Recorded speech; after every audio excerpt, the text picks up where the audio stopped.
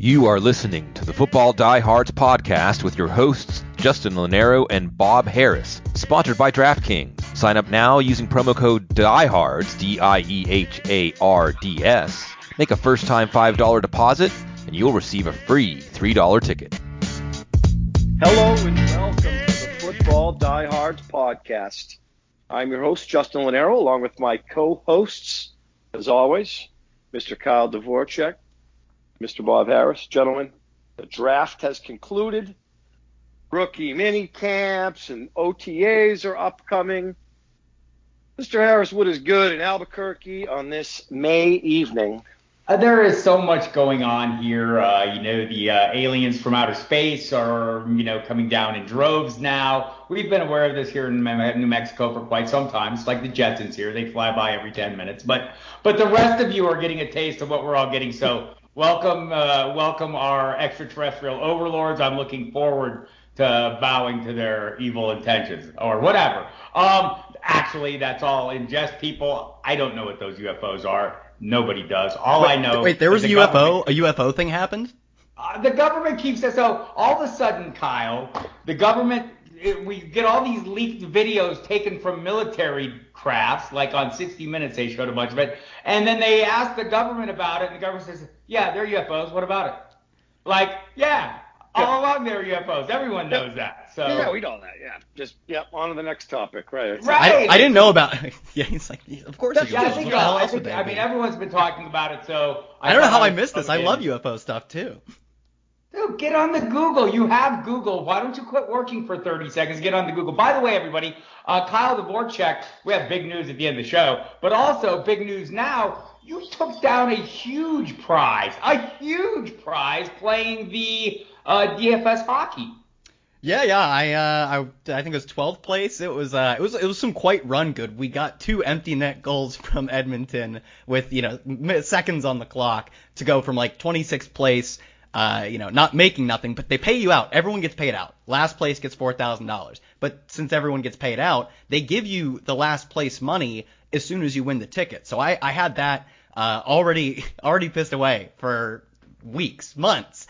And so I'm like, it doesn't feel like I actually win anything unless I get beyond last place. And I was hanging out in last place almost the whole night.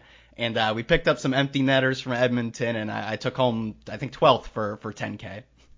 Nah, that's a big one. When I grew up, I wanted to be Kyle Dvorchak. Also, I'd like to be a little like Justin Lonero because, well, his Twitter profile, it's down. Everyone needs to, what's the profile? Is it at Justin_Lonero? Yeah, I don't even know. It's like you've got 8 followers, and I'm really disturbed by this. We need to get you more. Hunt down Justin on Twitter. Follow him. He misses everybody. Yeah, deeply. I follow him. I think the rest of you should too. We're here to talk about draft, the NFL draft. This is our first really chance to go in deep now that we know where everyone is, what color their helmet is, all the things we need to know to make fantasy prognostication happen. So let's do a little of that. Let's start with the quarterback position, Justin. The top guys wasn't like huge surprises here. Trevor Lawrence to the Jaguars as expected. Zach Wilson to the Jets as expected. Trey Lance, little surprise. The draft kind of started at the 3rd pick, right, to San Francisco. Justin Fields, Mac Jones, those are your first rounders. That's the top tier. So I don't even know if we want to keep Trevor Lawrence in the conversation because he's so locked in. We kind of know he walks into the starting job. So, and same with Zach Wilson. Let's get into Trey Lance and Justin Fields, Justin. Your namesake, Justin. How do you feel about him? Yeah, it's an interesting thing with Trey Lance because I think he is the future. As far as this year, it's really hard to sit Jimmy Garoppolo given his track record, his record, if you will. He's a successful NFL quarterback. I just don't think he's got that to push him over the top, which is why they went out and drafted Trey Lance. And he looks to be the part of your modern day quarterback, if you will. Of course, they had a guy in Colin Kaepernick that did the same thing. I would hope that Trey Lance a little more accurate. So in the future, I would call Trey Lance not one of my favorites this coming season. I think we're going to see a full season from Jimmy Garoppolo as Trey Lance holds the clipboard. That's just the reality of it. It'll be tough to sit Jimmy Garoppolo if he's healthy. As far as did you want to talk Zach Wilson or Mac Jones? Well, you can talk any of them you want. I was kind of, I mean, it seems like Justin Fields created a lot of excitement. I think Mac Jones is a potential starter, so go ahead. That's your neighborhood. Yeah. I mean, something has to give. We know that the Patriots spent a lot of money this offseason, good for them.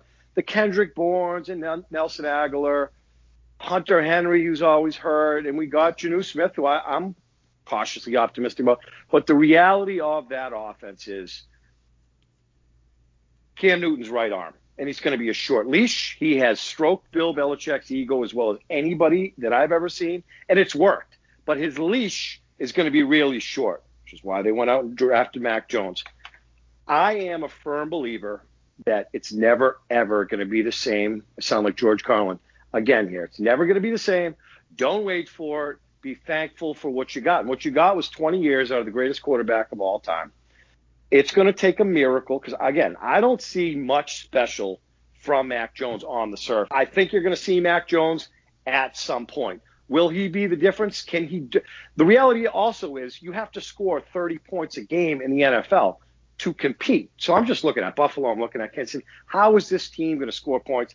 I can't envision it. So if it were up to me, I would hand Mac Jones the keys today and say it's time to learn on the job. We've seen that happen. So I would say by week 4, it's Mac Jones' job, but it's going to be a work in progress. And tonight, I'm looking at the Jets, and they're probably as good as the Jets on paper. I mean, they're no better than the third best team in the AFC East. So it'll be interesting to see. But if anybody thinks that the next Tom Brady's coming in the front door, I think that was just a once-in-a-lifetime deal. And they're probably back to we had 17 games, so a tad over 500 at best, in my estimation, tonight. I think nobody thinks Tom Brady is coming back. They kind of broke the mold there. But look, there's some hope here. As we look at, the top of the class, are any of these guys viable in redraft leagues that aren't 2 quarterback? And how viable are they in 2 quarterback? Give me your ordering. Yeah, so I think in 2 quarterback redrafts, I think Dynasty is going to be a little different. In 2 quarterback redraft, I get that maybe he doesn't start week 1, 2, or 3, but like Trey Lance he's gonna break the mold. He's gonna be the second incarnation of Lamar Jackson, and I guess maybe if you call Kyler Murray the second, he's the third in this line of now like Patrick Mahomes' athleticism with his legs is sort of the bare minimum, where you're getting like 15, 20, 30-yard games, a handful of touchdowns. That's the bare minimum. Now, you just cannot be a pocket passer anymore. I think like Stafford in the LA offense is exciting, but like it's so hard for someone like Stafford or even Brady, Ben Rossberger with all of his attempts, not doing a ton with him. It's so hard for these guys to compete just with the modestly athletic guys, the Dak Prescotts, the Russell Wilsons, let alone the super freaks, the guys like Lamar Jackson and Kyler Murray, who have like running back levels of speed and like oftentimes they look more agile than other running backs. I think Trey Lance, at least from the numbers he puts on the field, I think, they're different running styles in general, but the numbers he puts up on the field whenever he becomes the starter are going to make him the QB1 of this class, at least from this, from his starting point onward. And in Dynasty, I don't know, man, that seems like the type of player you want too. So I think for me, I don't know, Trevor Lawrence, his ceiling is probably something like what we saw from Andrew Luck in his first year. Good, but I don't know if you really care too much to pay up for that. I think you probably end up paying a name brand premium. Trey Lance would be the guy I would want out of all these guys. Outside of that, rookie quarterbacks generally don't pan out, at least in their first year. They're not really great fantasy options, and ones that do are just the running ones. So Trey Lance is a tier of his own just from season 1 production alone. There's a different conversation on the longevity we can expect from any of the other quarterbacks, really, because we haven't seen quarterbacks like Trey Lance before, but specifically Trevor Lawrence will probably outlast all of these guys. We know that Matt Nagy would like to duplicate his final year in Kansas City, which was Patrick Mahomes' first year. I don't know that Andy Dalton is Alex Smith, taking his team to the playoffs while mentoring the young superstar in waiting. Do you think that's a realistic hope, Kyle, or do you think they're going to have to make a move just given the team's circumstances?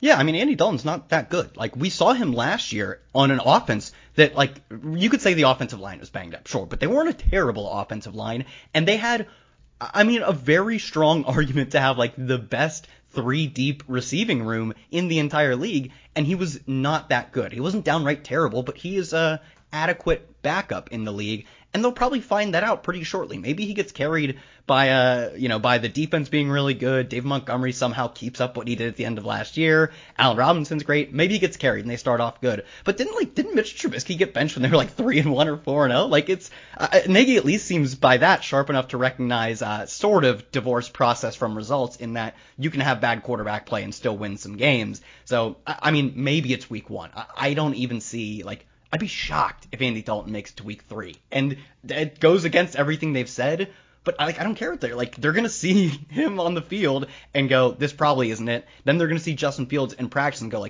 yeah, this dude is the real deal. He's not just an upgrade over Andy Dalton. He's the future of the franchise. So I'd put the over under at 2.5 weeks, and I'd personally bet the under.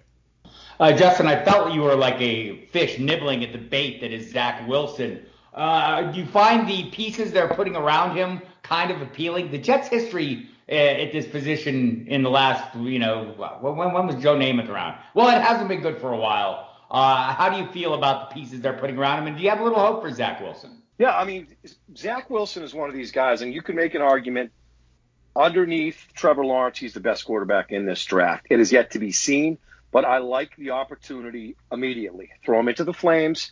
Going to see a Brian Flores Miami Dolphins defense twice. You're going to see a Bill Belichick defense twice. You're going to see a Buffalo Bills defense twice. What better way to learn, right? They have added Corey Davis. You have a blooming Denzel Mims, who I think has potential in the NFL. You have Jamison Crowder. You have a kid, Michael Carter, that they drafted. So there's going to be some balance on offense. Are they going to be the Kansas City Chiefs? Absolutely not. But if there was a time to leapfrog the New England Patriots, this is probably the moment.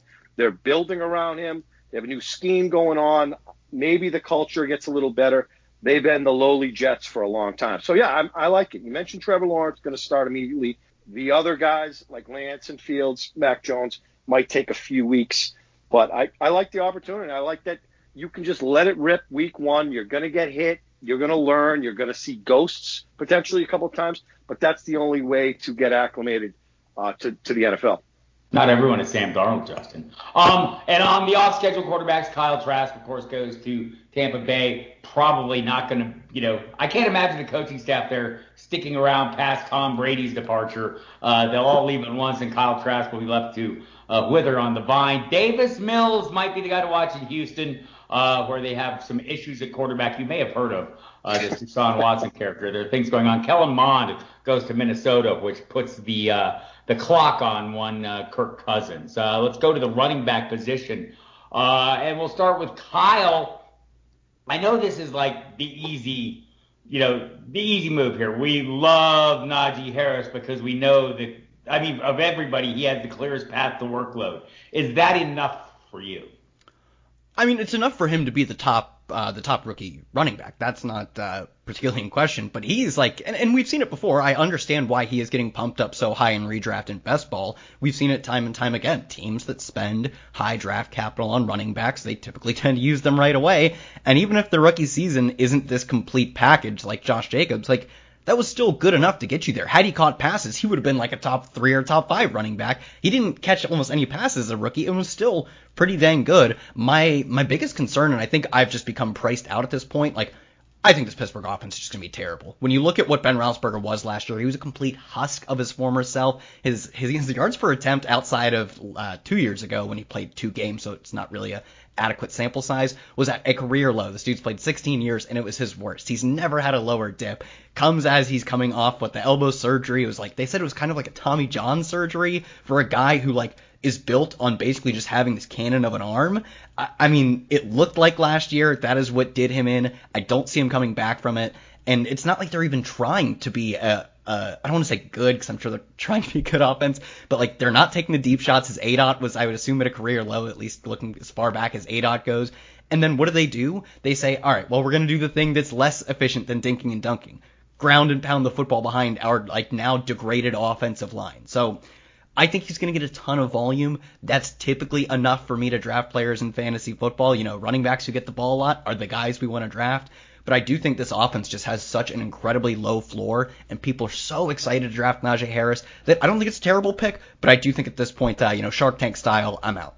Kyle, I'm old enough to remember when every offense had a low ceiling. The other guys that went early, Travis Etienne paired up with his Clemson teammate in Jacksonville, the kind of speed component Urban Meyer likes. But Meyer said he wanted Kadarius Toney, who went to the Giants, the slot receiver. Javonte Williams will be sharing the football with Melvin Gordon, at least to start out. Michael Carter, one of those pieces the Jets added, a big play threat. And Trey Sermon jumps into that San Francisco backfield. As you look at these guys for the long term and the short term, just kind of, I'm assuming Harris is your top pick, like everyone else's, because of that clear path to workload. You can disabuse me of that notion if you like. Kind of give me a rundown of the rest and, in the order you like them, and talk about your favorite. Yeah, obviously Harris jumps out at you, and we've talked at length, they throw the ball more than anybody. And it's not the same Le'Veon Bell offensive line. He is a complete running back, but you're without Pouncey, you're without Villanueva. So, and you're probably going to pay a premium more than all these other guys that you talked about. I do like Javonte Williams in Denver. That Alvin Kamara skill set. Philip Lindsay is out. I'm not sure that Melvin Gordon is the answer. So I'm on Williams. I'm also on Michael Carter. I like this young Jets offense. I think hopefully that this coaching staff has a similar mentality to myself and let these guys play. Who's he competing with? Pirine and Tevin Coleman at this point. Those experiments have not worked out. I think Michael Carter has that complete skill set as well, in good hands to boot. So I'm there. It's Harris, obviously, because of the Steelers. I agree. I don't think it's going to be a great Steelers offense at all. And we have certainly been accustomed to it being great for quite some time. It's Williams, it's Michael Carter, and obviously Travis Etienne. The talk about nonverbal communication, I think that goes a long way. That's going to happen with some other guys that we're going to talk about. But this Jags offense, in somewhat of call it a mediocre AFC South, should have some weeks with all that talent there. So Harris, Etienne, Javonte Williams, Michael Carter, and one thing is for certain, with rookie running backs, there's going to be one or two that pop up, maybe guys that we don't even talk about on the show and are going to win fantasy weeks. Happens every single year. Player comes out of just about left field and does his thing and helps owners. So to be determined. We're always left, wondering where this guy came from, but it continues to happen year in, year out. I'm kind of in on the Michael Carter bandwagon here. I think he's the guy, Justin, you mentioned the lack of real competition. I was thinking Tevin Coleman's a huge threat for major workload. Michael Pirine showed nothing last year. Carter had 23 plays of 20 yards or more, sharing the football with Javonte Williams last year, 1,000-yard rushing season. There's a lot to like there. There's also a lot to like in Trey Sermon, Kyle, if you believe our friend Matt Waldman at the rookie scouting portfolio. He had him rated as his top back just based on skills and abilities alone. He's kind of capable enough in multiple kinds of offenses. Kyle Shanahan, however, very good at using these guys. The problem there is the logjam. How long will it take Trey Sermon to break through it in your estimation? You're close to Trey, having lived in his neighborhood, I'm sure. Yeah, no, we were almost really good friends. I could feel it coming on at some point, but no. Except he didn't win any money at hockey. Yeah, he's kind of a bum. He's only worth like millions of dollars now or whatever. So, couldn't be me. I'll just sit here grinding out $1,000 a year at hockey DFS or whatever. No, I think, I don't know if he'll, I doubt we ever really see anyone in perpetuity really dominate this San Francisco backfield. It's something that has been a staple of Kyle Shanahan's, that I don't think he's done this out of necessity. It's not like he has operated committees because he doesn't have the running backs he wants. Maybe maybe Trey Sermon goes absolutely nuts and you can't bench him. But I think all of his running backs look good, so you never actually find out if one is so much better than the others. I think Trey Sermon probably immediately steps into whatever the second role on this offense is, and eventually does push probably for number one. But I do think it's never going to be this 20 carry a game Trey Sermon. And that's okay, though. Kyle Shanahan's backs are efficient enough where you can hang out in 14, 15 carries, even 12, 11, catch a few passes. Like Raheem Mostert was literally a preseason guy. People were playing him in preseason DFS. That's how you were making your Raheem Mostert bucks. And all of a sudden he gets elevated to the active roster one day and completely balls out. Like, I think he's good, but like, he was a preseason guy. He's a UDFA. He's a guy who hardly makes the roster, and Kyle Shanahan turned him into a stud. Trey Sermon is probably actually pretty good. I wouldn't say he was my number one back in the class, but I did think he was a very interesting prospect. I think he probably ends up still, never fully ascending. I don't think that's priced in yet, though. I'm actually still buying him in my underdog best ball drafts right now. I just think you want pieces of Kyle Shanahan's offenses, however you can get them, even if it's, maybe even if it's Michael Carter in the 49ers East. That's perfect. Yeah, that's I actually think that's another thing I'm hoping to see, that they kind of take some of the Shanahan stuff over to the Jets, because man, I'd love to see a good the Jets passing team. game coordinator for the 49ers will be the offensive coordinator for the Jets. So some connections there. I'm going to go ahead and fix this for Justin in advance. Ramondre Stevenson, drafted by the Patriots. He's not going to be the next Antoine Smith, but who knows with that backfield? Anything crazy can happen. Kenneth Gainwell goes to the Eagles, where he will be more a stick in the eye to Miles Sanders investors than a boon for fantasy owners, barring the unforeseen. Justin, I'll get you out of here on the running backs on this. Chuba Hubbard, if you're a Christian McCaffrey investor in Dynasty, or if you're drafting him in best ball with that first pick overall, you need to invest in Chuba Hubbard later. You do. We saw what Mike Davis did last year. Absolutely. I mean, if there was ever a time for a handcuff, or there was ever a player to handcuff, I know people are anti-handcuff. I think that's the way to do it. I think he is the Mike Davis, who is now with the Atlanta Falcons. You are going to pick. I mean, Christian McCaffrey is your consensus one in every single league in the country, regardless of the format. You are paying the highest of premiums. So why wouldn't you kind of hedge or invest with that insurance policy? So absolutely. Makes sense. And speaking of Mike Davis, contrary to photographs traveling around the interwebs, he's not actually Hulk. He's a human, so Javian Hawkins might be of interest at some point as well to people down the depth chart a little ways, but I don't see Quadre Allison doing much. Wide receivers, we'll start with you, Justin. So we saw a lot of guys go to, well, not a lot of guys, but some guys, like the top three guys, basically go to quarterbacks they already have established chemistry with. I know you love the nonverbal communication. Communicate verbally about that nonverbal communication for those three top picks. All in with the Cincinnati Bengals. I think the Jamar Chase ad is, I mean, he's as good as it gets. I think he's the best wide receiver in this class, and the three of us probably be in agreement there. The only issue I have, and by the way, Joe Burrow is a full system go. 2021, we want to see that. I want to own shares of him in season-long leagues. On the cheap, best ball, absolutely. He's going to be competing. We talk about usage. T. Higgins made some splash plays, was consistent. Tyler Boyd is doing his thing, but A.J. Green out, Jamar Chase in, nonverbal communication. What better? Here are the keys, Joe. This is your organization.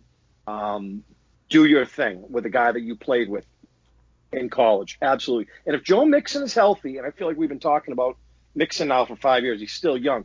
If he remains healthy, this Bengals team is going to – I know, this Bengals team, but we said that about the Browns too for 20 years, and the Browns made the playoffs. So this Bengals offense is going to be a good offense to watch. As far as the other crowd, it is just like when we talk about veterans, it's a position where you can go on and on and on. You got Devontae Smith going to Philadelphia.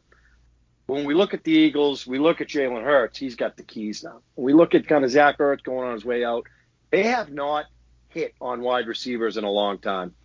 I think that Devontae Smith, another one of these guys, Heisman, he can work inside, he can work out. He's got the polish. Right out of the gates, I anticipate him having a starting role. So give me some Devontae Smith. I like the Eagles in the NFC East. I think it's pretty much wide open, like we saw last year.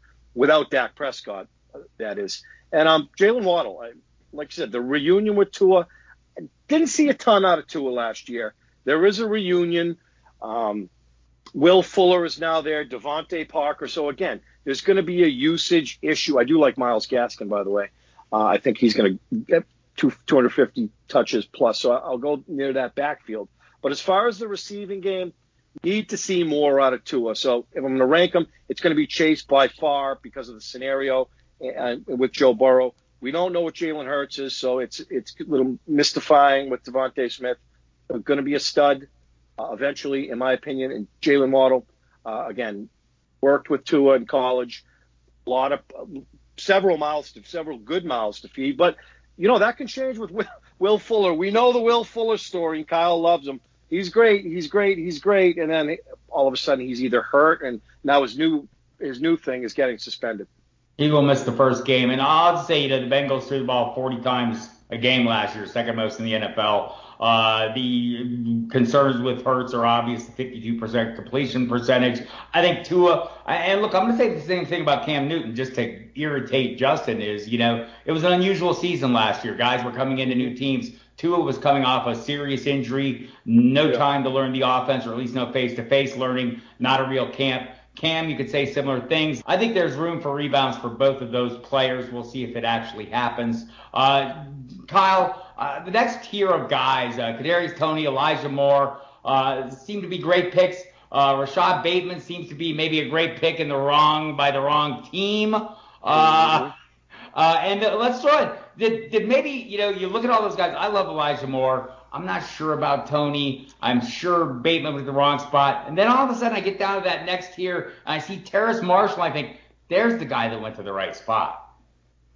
Yeah, I'm not, for me, it's so tough because that is I'm totally fine with him being the third receiver. That's one of the few offenses that we saw last year can support three receivers because they don't have a tight end. And I guess last year they probably weren't running as much. And yeah, they throw to the running back a lot, but they just play pass heavy, fun, fast football.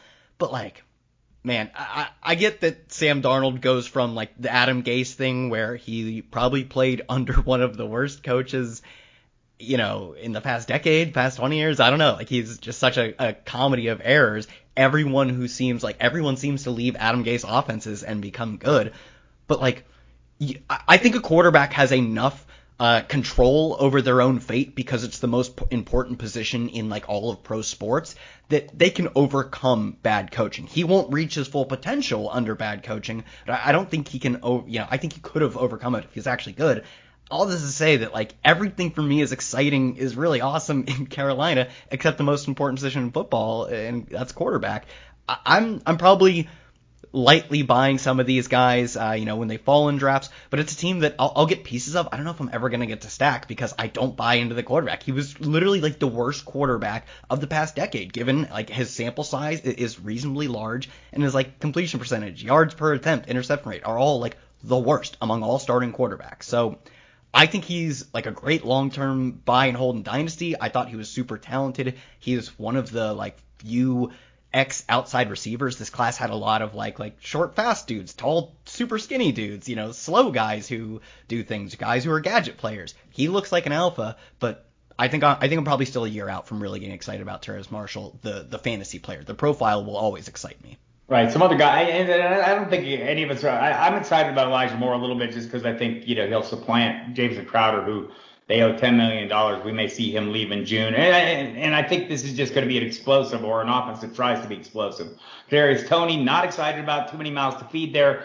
Nico Collins, not excited about the landing spot in Houston, but there's some guys down range a little bit that I'm a little interested in. So long-term outlook, Justin, I think Josh Palmer going to the Chargers is a guy I'm interested in. We have Mike Williams in the final year of his contract. I kind of like Amon-Ra St. Brown going to Detroit just because there's not a lot there. Not as sure about Rondale Moore. Do you like any of those three guys long term? Yeah, I do. I think Amon-Ra St. Brown could be potentially Jared Goff's new Cooper Kupp. Kenny G is out. Marvin Jones is out. Somebody's going to get the football. And he's pissed off that 15 wide receivers went in front of him in this year's draft.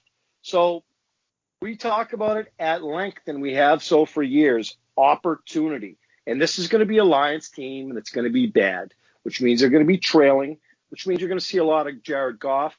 And that doesn't necessarily mean a good thing. But you can rest assured TJ Hawkinson's going to get the football. And I think I think tonight Amon Ross St. Brown could be one of these guys that has 50, 60, 65 receptions and does his thing. And I think the opportunity is in large part. I mean, we talked about guys like Jamar Chase and opportunity, right? When Stephon Diggs left the Vikings, we knew Justin Jefferson was going to do his thing. We didn't know he was going to bust on the scene like that, but opportunity speaks for itself, and I think there is no better opportunity right now if you're a Lions wide receiver. Kyle, any of the off-schedule guys appeal to you? I'm a sucker for Rondale Moore. I just like these guys. Like he could have been 5'1" and 98 pounds. Like guys who go out at Power 5 schools and do what he did as a freshman. He was incredible. It gives him like one of the youngest breakout ages in the history of people recording breakout ages, which I don't know, is maybe like 10 or 15 years. But point still stands that, guys who go out and dominate in college at a young age, they continue to do so in the NFL, especially when you control for the fact that, you don't want a guy going from like a D3 dominator to trying to be a starter in the NFL. He wasn't playing he was playing against real competition. He was playing against Big Ten defenses. I mean, for me, that's kind of all you need to do to get on my radar. And then he goes to the place. Like, I was definitely at least concerned. I had to be realistic about my Rondale Moore love. The dude, what is he? He's literally 5'7". He's built like a safe. He's incredibly muscular, can squat many hundreds of pounds. But I was still concerned that he would get pigeonholed into, some like slot role or just, gadget player, end up being Tariq Cohen. And he goes to the horizontal air raid, the perfect place for a guy who you just want to get the ball to. You don't know exactly how you're going to get it to him. You just want him to run a slant. Let's hope you're open. That's the spot you want to land in, the horizontal air raid. If he had gone to any other offense that wasn't running 4 wide, that wasn't having 2 slot receivers, I may not be as excited, but I get to be as excited as possible. I'm not sure exactly how it pans out in year 1 because I think we saw with Danny Isabella, we can get really high on a guy and a coach just doesn't see it in practice. But long term, I am incredibly bullish, and I do love adding him to any Kyler Murray stacks I have. I think he's just the perfect fit for the offense, and he was an incredible player outright. He didn't need to be the perfect fit. He just happens to be the perfect damn fit. Right. And there are other guys that, that we'll all have our eyes on in this group as well, including Tutu Atwell. If we can see him, he's like 149 pounds at his medical check. Devontae Smith says, kid, put on a pound. We'll move on to the tight ends, and we'll dig into these more going forward. Justin and I will for sure. Kyle Pitts is the tight end, but he's not really the tight end. He's something different than a tight end, apparently, because that's what everyone has told us. Justin Lonero, is Kyle Pitts a unicorn or just a tight end? Oh, yeah. He is it. This kid has it all. I mean, it was surprising that they weren't content with Hayden Hurst, your boy, but he's got it all. And it's going to, the fact that Calvin Ridley's there, obviously Julio Jones, defenses are going to have to make a decision. And this kid is a hybrid. He's as good as it gets. I mean, you hear Darren Waller comparisons, which is a magnificent thing. But even better, there's really nothing that he cannot do at this point in time. Let's hope his game translates. I think if there's a player in this draft that was ready to play in the NFL yesterday, it is Kyle Pitts, and you want in on him. The only, again, hesitancy, there are mouths to feed in that offense, and which could translate to a good thing for Kyle Pitts. Obviously, Hayden Hurst is one of those sea of mediocrity players, probably going to get 40, 50 receptions. And I don't anticipate Kyle Pitts having 80, 90 receptions like Waller in Las Vegas. I was going to say Oakland. I'll always be the Oakland Raiders. Right? So Pitts for me, for certain. One more guy I'm going to talk about because tight end is bleak, definitely as rookies, is going to be Kenny Ebola with the Jets. I think this is another guy. We mentioned the Niners staff coming to the East Coast, and we saw what they were able to do with George Kittle. Again, another player. When you look at Zach Wilson, you look at the Mims and the Corey Davis, the running game. Wow. He's another specimen at 6'4". Chris Herndon has not got it done. So give me some Kenny Ebola. I like the New York Jets on paper. A lot of times we like teams on paper thus far. So for me, it's Pitts, it's Kenny Ebola, and obviously there'll be more players. And I could be wrong on Kenny Ebola, but he has the what we can see on tape. He's got the goods, and again, he's going to play. He'll be playing with a guy that also has nothing to lose. So I absolutely love that on the early onset. So, but Pitt's by far and away, easily. Kyle, is there anything you would like to contest that our colleague just claimed? Yeah, I mean, I guess I'm going to end up being, ironically, Justin, I think, for most of this episode has felt like more of the young guy, and I feel like I've been the old curmudgeon saying, like, I love Terrace Marshall, but I don't know if the offense is going to be good. I love this running back, but he's just in the committee. I don't know. Kyle Pitts would have to, I mean, it's so difficult. It's the ultimate conundrum, right? Because he is probably the best tight end prospect ever, like, as just a prospect. Really, you don't find guys as talented as him ever. He's both like the most athletic prospect and one of the more productive prospects. But if you looked at him as wide receiver, his production would be good, but not great. And then you look at the context of tight ends. I mean, never in the history of tight ends do we get really good like rookie seasons from them. And now that is not like his upside. It has to be the projection for him. If you're drafting him as like the number 4 tight end, I think I'd probably look at him as someone last year like TJ Hawkinson. Gets the volume, but is not incredibly efficient. He's not getting his team's number 1 receiver volume like the guys going ahead of him. Like, if it's me, I'm just going to, again, do the thing where you wait and you take crappy tight ends because they only give you 1 or 2 points less. I'm going to be on Travis Kelce, Darren Waller, George Kittle, or bust, and he just doesn't make the cut this year. So I'm excited for him. I think he is going to be, I think if there were ever a tight end prospect you could say is going to be a stud, it would obviously be Kyle Pitts, but there's also never been a tight end prospect that really predictably does well as a rookie. So I'm probably, again, out specifically at his price. That's always the context, is that I love most players. I think these are incredibly talented dudes. All of them could just like eat me like a burrito, but my spreadsheets say don't draft Kyle Pitts, unfortunately. I'm told you are delicious. Jacob Harris, the Rams selection, is an intriguing character, kind of a tight end wide receiver hybrid. We'll see what happens with him. There are a number of those guys. Hunter Long, if you have a Rubik's Cube based fantasy team, he would be dominant. So that's worth noting as well. Tight ends, obviously in redraft, we're not going to invest heavily. And conversely, I just don't see this as a huge, fantastic class for those of you drafting in the deeper leagues and dynasty. I guess, you could say, I guess there's some good landing spots, right? So maybe we could say that Tommy Tremble landed a good spot, but he seems to need development. Pat Freiermuth, same there. Maybe Brevin Jordan. I don't know. I was going to say, I'm glad I like that one just because that team is just like, there are no pass catchers on that team. It's Brandon Cooks, like no other receivers, and I mean, it's going to be terrible. Yeah, and Trey McKinney, too, and for the Chargers. I mean, there's a guy that kind of, Well, all right. Well, let's not, disgrace the good name of Donald Parham. Well, I know. I don't want to do that either, and the Lord knows I shouldn't, but I might have invested a little bit because McKitty, I'm the world's best cat dad. My shirt says so right now. That aside, so there you have it, everybody. We've looked at the rookies, and now we have the big news of the show, the big news of the year, the big news of the decade. Kyle Dvorchak is moving on. Kyle, tell us why this is your last show, young man.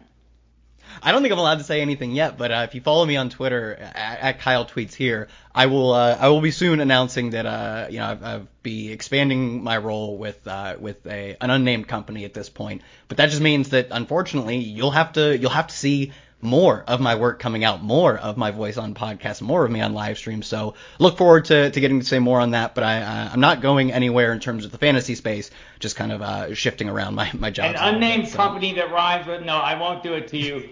We wish you the best of luck. We'll all see you. We all follow you on Twitter, of course, at Kyle Tweets Here. We follow Justin too, or I do, at Justin_Lonero, I believe it is. I don't know. You'd have to search for him. He's not very prominent in his profile. Justin, best wishes for Kyle. Yeah, we were talking before the show. This was a long time coming, and it couldn't happen to a better person. It's nice to watch him flourish. I can remember years and years ago, I can remember Matt Friedman going, I got a producer for you and Jersey John Ryan for this betting show. And then Kyle was like, he was just diligent, on the ball, sharp. And I'm like, wow. I mean, uber talent in the fantasy space. and his hard work speaks for itself. I mean, he's everywhere. I mean, there's not enough time in the days, but he's always on time. He's always, trying to help other people, and he's the real deal. He's the future of this. And if I could do it again, I mean, I'm not that I'm old, but I mean, he's a young kid with all the talent in the world, like doing what he loves for his life. I mean, that's a beautiful thing, to do what you like and get paid for it full time. So what a beautiful thing. And I wish him the best. And I think it would be fitting to have him on the podcast, probably only 6-8 times during the regular season. I'm sure he'll be able to make time for us. Kyle, it's been fantastic. Pleasure and an honor to work with you. Everything Justin said holds true. Hard worker, smart as hell, and you will be missed here on this program. But me and Justin will struggle along as best we can, stumble through this going forward, and help you all figure things out. Let's wrap it up, kids. Yeah, it's been an honor. It's been, oh my God, I don't know, how long have we done this? We just crossed episode 100. Is that like 3 seasons then? Whew, man, it has been a long, strange trip. But thank you everyone for listening, because really that's at the end of the day what matters. If no one listened, I couldn't do this. None of us could do this. At least we couldn't make any money doing this. So, couldn't do it for a living. It would just be me screaming into a microphone, which kind of is now, but it's nice to know that someone's on the other side. So everyone, thanks for tuning in. And, I look forward to just being a listener among you.